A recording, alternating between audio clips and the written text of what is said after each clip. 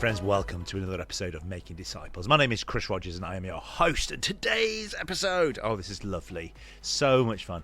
Today's episode, I am going to spend some time with John and Jade Reynolds. Who are John and Jade Reynolds, you might say? Well, John and Jade Reynolds are very well known on TikTok and social media, that kind of stuff. They create some fantastic videos that really challenge stereotypes and challenge people to think about how they engage with those with disabilities, and they are just wicked. I just think they're so much fun. They really tickle me as a couple. They've also written a really fab book called Able to Laugh: Finding Joy Through Struggles in Real. Finding Joy Through the Struggle is Real. And they're just brilliant. And you'll notice halfway through this episode, my daughter Daisy comes in, a little starstruck, to meet them, and I text Daisy, come and see me in my studio right now, and she came in whilst we were interviewing them, and you'll hear Daisy come in and have a chat with them as well. So this is a great little episode, and it's really interesting, to talk with them about disability, and just a bit of Jade's story of how she comes to be a wheelchair user, but how finding Jesus in the midst of all of it, and just how Jesus brings them so much joy. And they're brilliant. So I'm going to dive straight in because I don't want to waste any more of your time. But here's an interview, friends, with John and Jade Reynolds.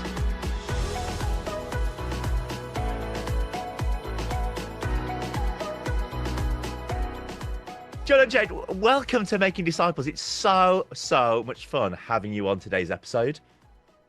Oh, thanks for having us. Yeah, thanks so much. It's great. And I do have to say, just thank you so much for all that you did this year at Spring Harvest to serve us. You guys are well loved. You really, really are. No, we love it. It's great. I want to ask you just some questions about you guys first. Like, how did you guys meet? Tell us a little bit about yourselves. For somebody that hasn't seen you on social media, what's the deal? So we met at Bible College, London School of Theology in 2010. Yeah. So I was a year above Jade, and so we met there. There was a slightly awkward interaction in the washroom because I was part of the student committee and I was like welcoming new students, and I bantered with Jade that she had all her washing piled up on her lap because Jade's a wheelchair user, so it was hard for her to just hold it in her arms. So she was using her chair and had all her washing piled up. And I just said to her, haven't laundry boxes reached Wales yet? And she was like, quick as a flash, don't you mean laundry baskets? Yeah, I've never heard of a laundry box. I was like, oh no, I did mean laundry basket, but I had to just push through and style it out. And I was like, no, I definitely meant laundry boxes, and doubled down. And then I went back to my room and sent her a load of links to laundry boxes on Facebook. So that was her first impression of me, and very petty. Yeah, first impression. We didn't date for a couple of years though, because after that interaction, it took me a while to win her around. I'm not surprised. Who has a laundry box? That's just. Oh, what was I talking about? I noticed on your Instagram that you describe yourself as a trophy husband. Yeah, I think so. That's what you aspire to be. He hasn't quite got there yet, guys, but he's aspiring, which I very much support. You would like improvement. You would like me to be better. Yeah. The thing is, what's funny is the amount of I have had every now and then. I'll have an interaction in the comments with people, and then someone will bring that up, well, I can hardly take seriously the thoughts of someone who describes himself as a trophy husband. Like I'm being serious. I've been seeing any of the content on your TikTok. So that surely they haven't seen any of your content. No. Most of the time, any criticisms are people who see one video and then think they know you from that. But yeah, every now and then people do take that on face value. I just think, who would ever actually describe themselves as that in any way other than ironically? I think if I described myself like that, Becky would disown me. What is wrong with you? So when did you guys get married? Oh, well, it's coming up to 10 years, Chris, in September, isn't it? So, 26th of September, 2015. Yeah. So LST, London School of Theology, I don't know what you just called it. I know it is LST. There are so many celebrity Christian couples I'm not describing you as celebrity, but they're like Rachel and Jason Gardner. They are definitely a celebrity Christian couple, and they met at LST. There's loads of folk that met at LST. It's like theological college is the place to go if you want to meet your partner. Yeah, well, there was that joke that was called London Bridal College at one point. Yeah, instead of Bible College, because it felt like, and Ring by Spring, there are all those kind of things where, like, but by your sort of second term, third term, you'll already be engaged, kind of banter. I mean, Christians do get engaged quicker, don't they? So Becky and I think we met at theological college. And the thing is, once you've met somebody who you really click with and you're both heading in the same direction, your life has got a trajectory with Jesus. Like, there's no, like, you might as well just get on with it, particularly because it's really hard to get, ministry in the same area. You've got to make that commitment together. So you end up sometimes. I remember I had to write to the Bishop of Birmingham for permission to get engaged to Becky. And that is, how weird is that? You write to a bishop to get permission. What if he'd said no? What would you have done, Chris? That's a really good question. You're not allowed to interview me. Yeah. How just quickly, how come you had to write to him? What was the reason? Oh, he's my father-in-law. No, it's not. It's not at all. Becky was a curate in the Church of England, so she was trained to get ordained. I was a youth worker. Sure. And because her position was changing if she got engaged, you had to ask permission, which, if you think about it, she's trained to be a vicar. The bishop wants to know that person's husband or wife is appropriate. There's so many issues in there. So I totally got it. I think Becky worded it in a letter for blessing, not permission. I think she cunningly changed the language, but he definitely wrote back with permission.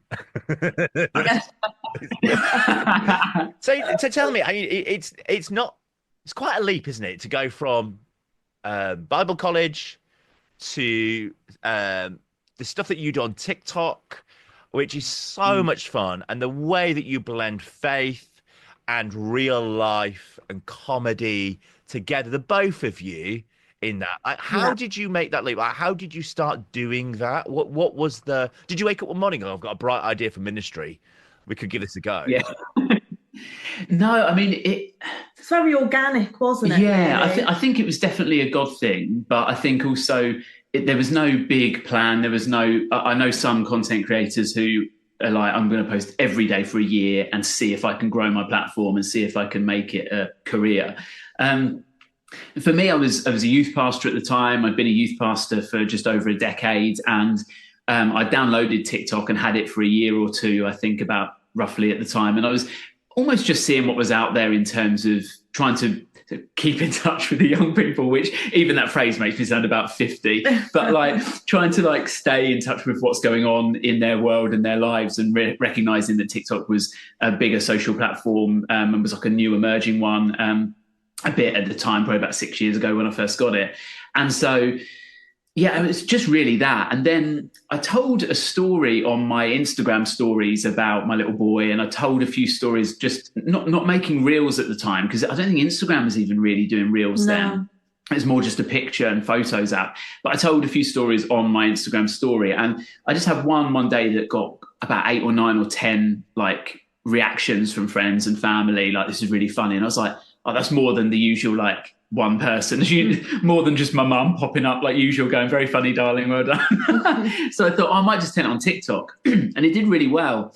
And then I told the story of our first date not long after that, which I won't go into the whole story now, but basically I hadn't researched the cinema as an accessible building, and it was a listed building. Yeah. And I just didn't even think about that. Mistake. And so pretty much on our first date, I had to carry Jade up about 30 steps because our cinema screen was upstairs. Yeah. He made quite the entrance into the cinema screen, because no one had any context as to why he was carrying me. So everyone just thought I was like super romantic. I could see like women looking at their partners like, why didn't you do that for me, you jerk? Like, I was dying inside. I just thought, just get me to my seat. And so, so I told that story, and that one went really viral. Just, I think they talk about the first 5 seconds being really crucial. Like, I think they talk even in psychology and things, like the first 10 seconds of meeting someone is quite key in their first impressions of you. But they talk about the first 5 seconds in a video being crucial as to kind of keeping people watching. And the on-screen caption I'd gone for was my first date with a wheelchair user. And then I thought, oh gosh, like, what, I hope people aren't going to think this is me being like just really rude or ableist or whatever. And so almost just to cover my back because of my own paranoia, I put in brackets, spoiler, I married her.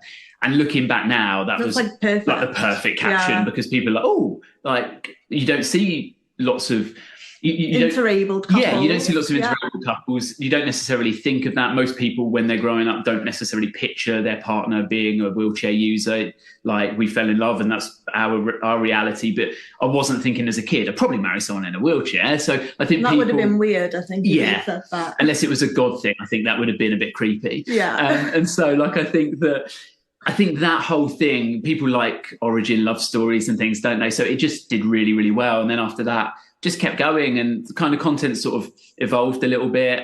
Sometimes they're funny stories about the challenges and trials of having small children and the sassiness of toddlers and things. Sometimes it's more banter about disability, and we do quite a few where the wheelchair is the reveal. So I'll joke about, why is it always the dads that have to get the kids whenever they're stuck in some maze in soft play, while my wife just sits here in the cafe sipping coffee? You're lazy. And then as I get up to get the kids, the reveal is she's in her chair. And those ones always do well. Once you know Jade's a wheelchair user, it's obviously less funny, but when that's your first impression of somebody and then you suddenly realise, those ones have done really well, and people really enjoy Jade's sense of humour as well. So yeah, we never set out really to do it. It just kind of snowballed. And I guess once you do something and people enjoy it, you sort of carry on, and we've been blessed to have that. I think one of the things that I just love about you guys and what you put out is really disarming. It's like you're taking the fuse out of the bomb and using humor to actually reapproach and relook at things from a slightly different framework. And there are some people who will be offended, but it's actually because they're not paying attention. They're not paying attention to what you're doing. And I think Jade is always the winner. Like, in all of it, she always wins. Like, she comes across as the really wise and well thought through wife. John comes across as the idiot. And actually that interplay and how you do that, I think is amazing. You disarm a number of things. You disarm that around disability, and actually you make people rethink, and I love that. I think you do it the same with the way that you talk about faith, because I would do a video that goes, I'm going to tell you about Jesus today, and it would be really upfront. You guys do it in a way that brings faith in as such a natural thing that it just totally disarms the faith religious bit, because it amazes me that you have so many followers and yet you talk about faith, but it's in a way that's so wrapped up that it's just natural. And I think so for me, that's how I definitely describe you as people who disarm the viewer. Yeah, that's correct. Is that something that you planned, or did it just naturally happen because the way that you guys are together? I think it's just a very natural thing. I think becoming disabled when I was 12, I all of a sudden kind of felt people reacted to me differently, and I was in a minority group. And so through years of using humour myself individually, I realised that actually the antidote to prejudice is to be known. And so I would always try to get people to see me as me, and use humour a lot of the time to kind of get rid of any of the awkwardness or tension that maybe can be there when you're first meeting someone with a disability. And I think that's crossed over really well with our faith as well, because it's something that is, like my disability, an important part of our lives and very much, part of our life experience. But I think because we're so used to kind of trying to make people feel comfortable around my disability, we just naturally do that with our faith as well. And I think it's often realizing that people don't mean to, be off with you. I know sometimes you can feel that as a Christian. Oh, why do people always get awkward when faith comes up? But it's often because they don't know what to say, or they've had maybe a bad experience, but they like you and they don't know how to kind of how do I marry these two things together? And so I think it's often don't take things personally, but actually think, okay, how can I like bridge this gap and kind of like make this a topic that people are comfortable with exploring. So Yeah, definitely. we've just naturally brought that into our content because that's kind of what we do in our lives. Yeah, and I think humour. I did my dissertation at Bible College actually on the moral responsibility of a Christian comedian and the ethics of joke telling, because I always thought like Jesus is somebody who people love to be around, who they listen to. Thousands of people are just gathered to listen to him on the Sermon on the Mount and feeding the 5,000 and all these various moments. And I thought and children love him. He must have been funny. And you get not in a sexist way, because I think women do this as well, but you get a group of blokes together, and I know there would have been female disciples as well, but you get those 12 together. And I've never been in a group of men where there's not been a lot of banter. And so it got me thinking, like, when was Jesus laughing along with them? When was he like, careful, and with a little smile? And when was he like, nah, we don't joke about that? Like, because there must have been moments. And I think like in researching for that, I read some great quotes like laughter is the shortest distance between two people. And I was like, it is so connecting. I can't remember who says it, but I read a quote one time that said it's impossible to hate someone who makes you laugh. And I think being likable is half the battle with almost anything, like winning with others. It's very difficult. If you don't like somebody, it doesn't matter how much wisdom they have. There'll be people, we all know people as well that maybe we just don't really like, and then they see something genuinely funny and you're like, I'm almost annoyed I found that funny. Or they say something that's really deep and you're like, I know they're right, but who are they to tell me that, or whatever, because we just don't like them. Whereas I think the opposite is true the other way around. We've probably even listened to bad advice from people we think are brilliant just because we think they're great. And so I think like, there's a lot of influence in being likable and being funny, and it's not, that makes it sound kind of maybe tactical or shrewd, and it isn't. It's more, as I say, we just found ourselves in this position, and then you recognize that. I love how you said like disarming, because I think that's definitely, we had lots of people being really encouraging about, I love how you normalize disability. Lots of people from the disabled community talking about, oh, my partner's also able-bodied, or I'm able-bodied and my partner isn't, or even I've got a disability and I really hope one day I'll find love, and I know maybe I won't, but the fact looking at you guys means I don't have to rule it out. Actually, it could happen for me, and even that's a lovely thought to think. And we got so many lovely comments about normalizing disability. We then thought along the lines of like, and again, not even strategically, but like hopefully normalizing faith as well as normalizing disability in a way that I became a Christian when I was 17, and I just thought every Christian would be weird. Like every Christian would be Ned Flanders or Dot Cotton or whoever you would see on TV, where they're just a little bit odd. And I thought every vicar would be at least 75 with socks and sandals. And it was just that like mentality. And I went to church and realized like most of these people were just great and very ordinary and fun and cool, but they seemed a lot more peaceful than me, and they seemed probably more friendly than me, and definitely more wholesome than me. And I think it made me realize, like often I think when we judge a group of people, like when people say all men are toxic, or all Christians are judgmental, or all whatever, I just think, how many do you actually like know? Like how many Christians do you actually know? And maybe that's because we're too quiet about being Christians sometimes, because obviously there are loads of Christians out there. But I think also the more you see people, I hope that people would find it impossible to look at us and think, oh, all Christians are boring and judgmental if they know we're Christians. And I think sometimes that's half the battle. It's not PR necessarily or spin, but it's just normalizing it and letting people into the life of, I didn't become more boring or more judgmental when I became a Christian. I think I became the opposite, to be honest. So hopefully you're able to show a bit of that.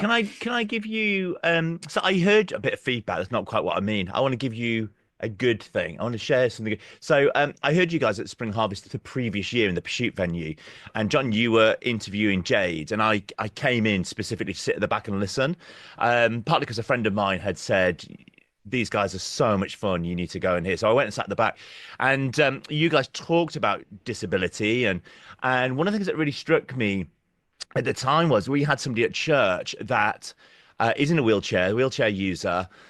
I didn't feel I could really bring it up. I felt like I always had to be the perfect church leader who would always know how to treat that individual really well.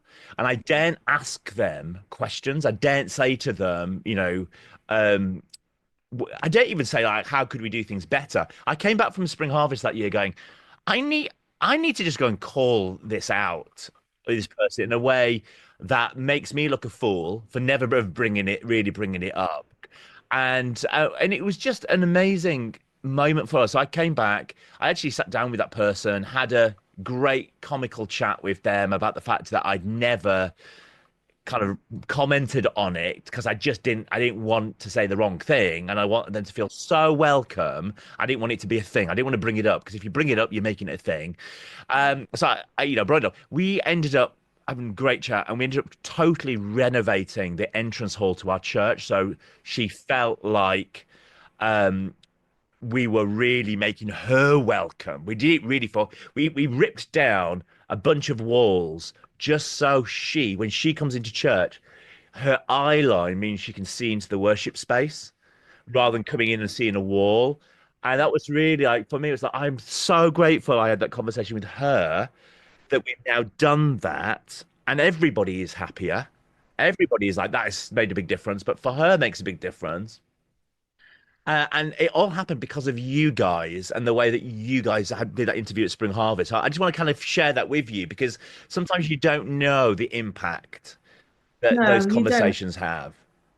No, Yeah. definitely. And I do think that it like being able to have those conversations, that's one of the big things I loved about Jade. And Mm. probably one of the biggest reasons that I don't want to say open to a relationship, but I thought actually I could be a person who could love her even, is because she was so open about everything. And it didn't feel like the elephant in the room, and it did feel like you could talk about it. And I think it's one of the reasons no one's unoffendable. Mm. It's one of the things we spoke to. We spoke to an organisation called Through the Roof that look to equip churches with for people with all disabilities, as well as provide mobility aids abroad and things. And one of the challenges we gave there was like, do your best to be unoffendable, and that isn't necessarily if someone is outright ableist. Like, of course, there are moments where people are just prejudiced and bigoted and awful and things, and we get the odd comment like that online where you just think, oh, they're either attention seeking or they're just horrible. Yeah. But most people probably try to give the benefit of the doubt that they might mean well. So even if they say something like wheelchair bound, which is something in the disabled community that people don't really like because they're like, no, this is a mobility aid, I'm not bound to it, I can get out of it, like see me as more than my wheelchair. Like that's not terminology that they think is discriminatory to you. They're just and if every time somebody has a conversation you're quick to be, well, actually this is that actually means that people, I know even for myself, I'm like, oh, and similarly as you've shared, Chris, you just don't want to say the wrong thing sometimes. But then that can lead you to almost not say anything to them at all about any area of life if you're not careful, because you can get all in your own head. And so I think that is a big challenge for Christians, and for Christians, for people with disabilities, for people with differences, is barriers come up when we're worried about offending or being offended. And there's gentle ways of saying, hey, just so you know, I'm not offended, but other people might be, or whatever. Like for instance, if you're able, please stand. You did a whole article on that where you're like, it doesn't offend me. No. Like, but I get why we say it, because if you are newly disabled, it might be difficult. Everyone's on their journey. Everyone has different levels of offence or a different line. But at the same time, you're not thinking, you didn't say if I'm able, so I tried to stand up then. I fell out of the wheelchair. I've got bigger problems than that, you know. For me, it's, can I get in the church? Can I get in the church? Can I access the facilities? If I can do that, I'm happy. I'd rather that than spending ages talking about terminologies. And, you know, for me, that doesn't really change my life. What changes my life is like the practical stuff of being able to access all the areas that other people can access. And it's not that it's not important. No, it's not that it's not important, but there is, it can be virtue signaling otherwise, can't it? Where it's like, oh, we use the right terminology, but we're not going to put a ramp in for you. So, you know, it's all of that, you know. If you could get, we would say. I have just texted my daughter. My daughter's a massive fan. I just texted my daughter saying, come down. Daisy! Going to come and say hello? This is my daughter, Daisy. Don't embarrass me. And don't say anything rude, and definitely no swearing. Right. All right then, I'll try not be myself. This is Daisy. It's been non-stop swearing on here, so I don't know why Chris is changing the rules now. It's ridiculous. It's so hypocritical. How you doing? You good? I'm good, thanks. I love your videos. They're hilarious. Oh, They really crack me up.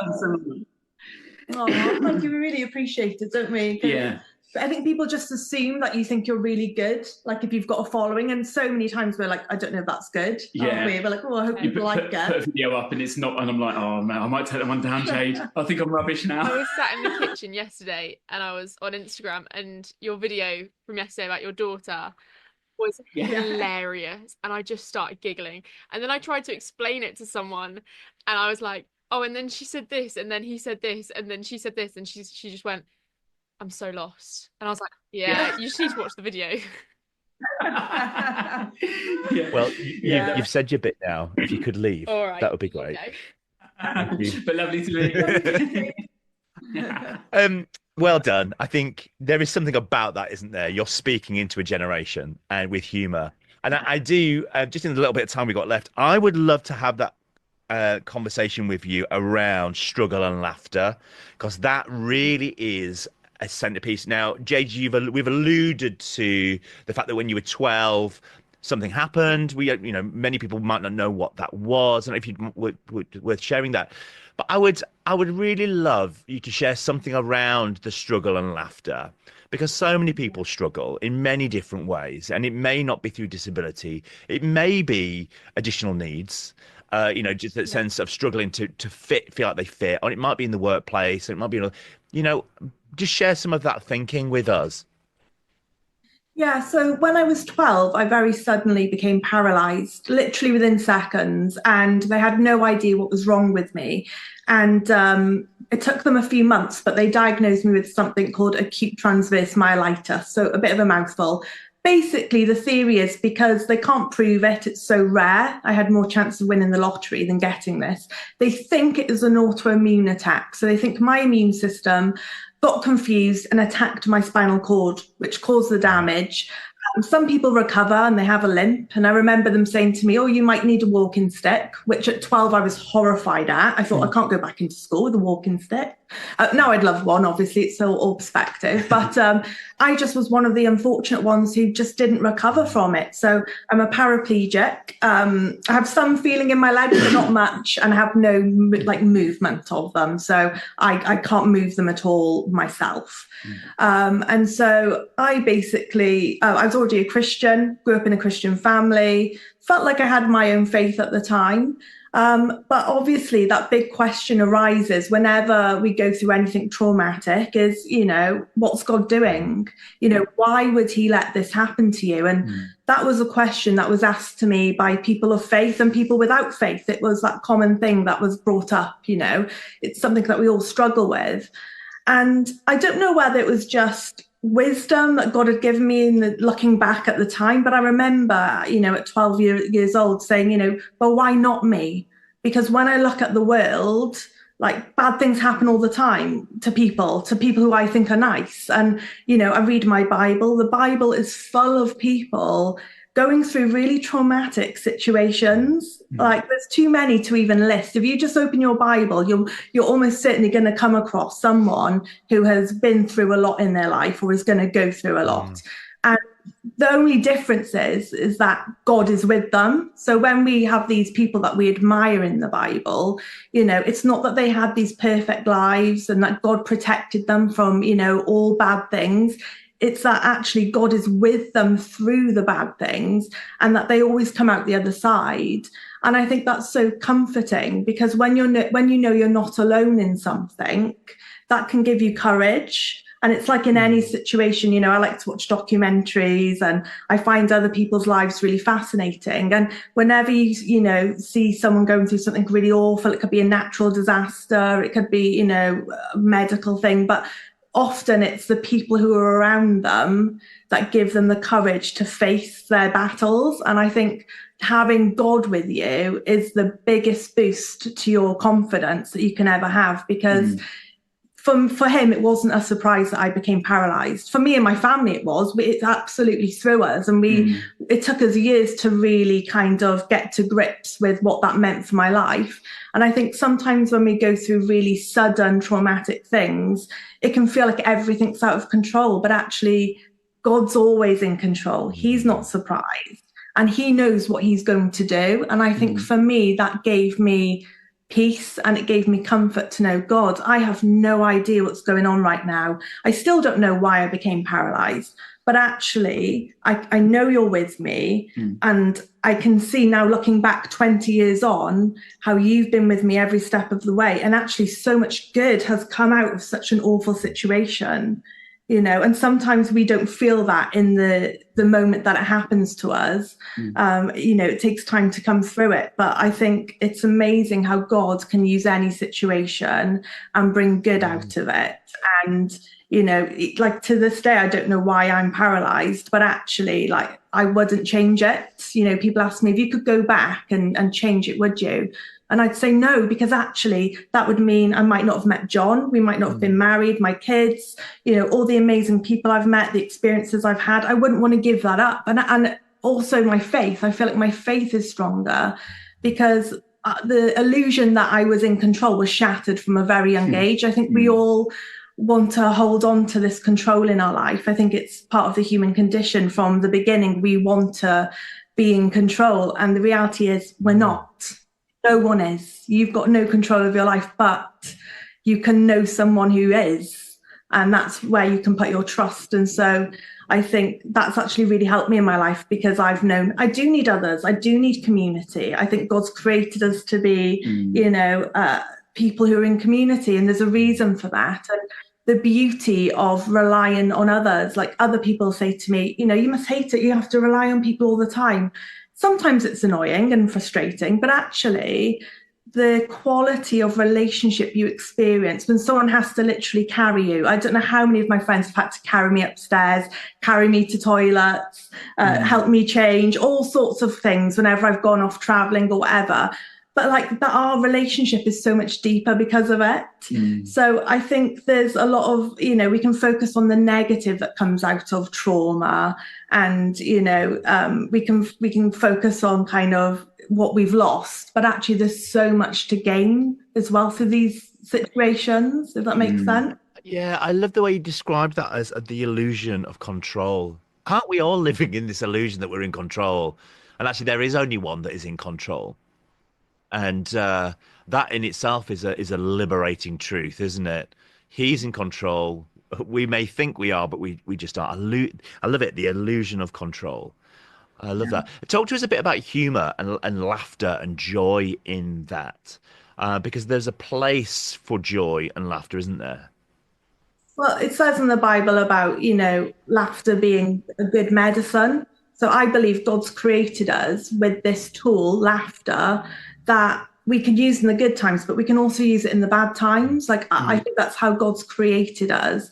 And it's really funny because, you know, when I look back at the times where I've laughed the most in my life, it's often been in the really hard times.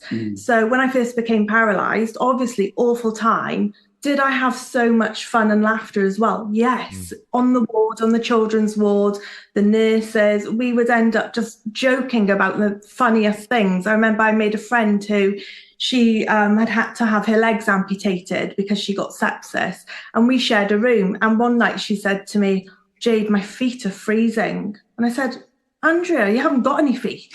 And we both just burst out laughing. And then we were just joking, and we called a nurse in and we said, "Can you just put a blanket where we think her feet would be right now?" She was getting phantom pains. Because she was getting, anyone will know, if you've had an amputation, you get phantom pains and feelings.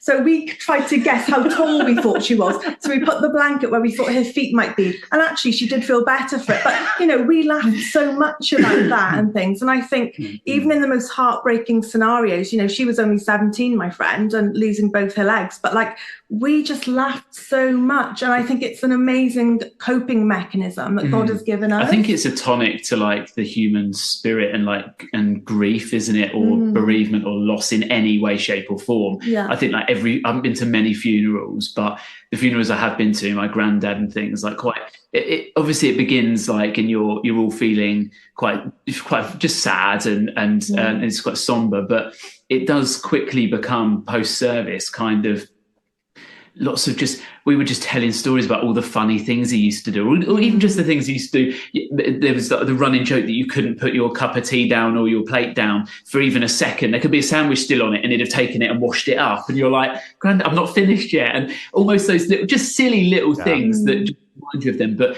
it's almost that gentle mocking or whatever, but it's still relational. And I think you'll laugh at all those funny things. Like they'll often be the things you miss when people are gone even. But I think every wake I've been to has often just been stories of you telling the funny things they did. That might be the quick wit they had, but that also might be just the ridiculous decisions they made or the dumb things they did that were just funny. And I think there's something about that, I think, that is a bit of a balm to the soul when you're going through a tough time. It's like that humour takes the cork out of the bottle that is highly pressured. You know, when you're going through those, it's like a bottle that's been shook, and actually humour just takes that cork out. And you certainly find it when you go to a funeral, and you certainly find it when you go to a hospital bed, or when you go and sit with a family. I get to go into Great Ormond Street Hospital a lot with my hobby, and one of the things that we find is that humour is actually highly important in the sense of what you're bringing to the room. And whenever we walk into a room, we don't know the family we're going into, and we know that humor will disarm whatever is happening, whatever pain they're going through, whatever trauma they're going through. Humor will disarm, and there is something about recognizing that and using it well and stewarding that well, so that we can use it as a gift to someone. I love that. I think it's so lovely seeing you guys using humor in the way that you do, and just want to honor you for what you are doing. We've totally run out of time. We've well gone over our 25-minute podcast limit. John and Jade, thank you so much. So, Able to Laugh, finding joy through the struggle is real. I just really want to honor that book and recommend that book. We'll put it in the show notes as well. But if people do want to come and find you on TikTok or Instagram and see what you guys get up to, how do they do that? Yeah, if you search John E.J., the letters, John E.J. Reynolds, you'll be able to find us. So at John E.J. Reynolds, and Jade is LinkedIn as well. She does a few bits on her page too. But most of the stuff. Yeah, I noticed what you just did there, Jade. John, you promoted yourself. Jade, tell us about where people can find you. You're the interesting one in the two. So give us your where can people find you? Yes, they can find me on Instagram. Actually, if they find John, it is linked on his page. They will see my name. Just click on that. That's what you're there for. Because I always forget what hers is, like Jade.R. No, it's changed. Oh. It's Jade Reynolds now. I've got my nice. It's probably easier than mine. Jade Reynolds then. Yeah, you'll find me. John E.J. Reynolds, some of us are just straightforward that way. It is like yours is like a president's title. Yeah. You could be John. You could be a president. John E.J. Well, I am John Reynolds III. Yeah. Like my dad was John Reynolds and his dad as well. But I feel like that seems pretentious. Yeah, so. I had to nip that in the bud. I'm glad you noticed. It seems pretentious. Junior. Hey guys, thank you so much for your time. Thank you for your honesty, your realism, but also your sense of humor and the way that you approach the things that you approach. You are a gift to, not just my daughter and her generation, but, people like me as well, who are learning how to communicate well and how to love people well and how to use humor to actually disarm. And so thank you so much for giving you some of your time this morning. It's been a pleasure. Enjoyed, it's been great to chat. Wonderful. Grace and peace.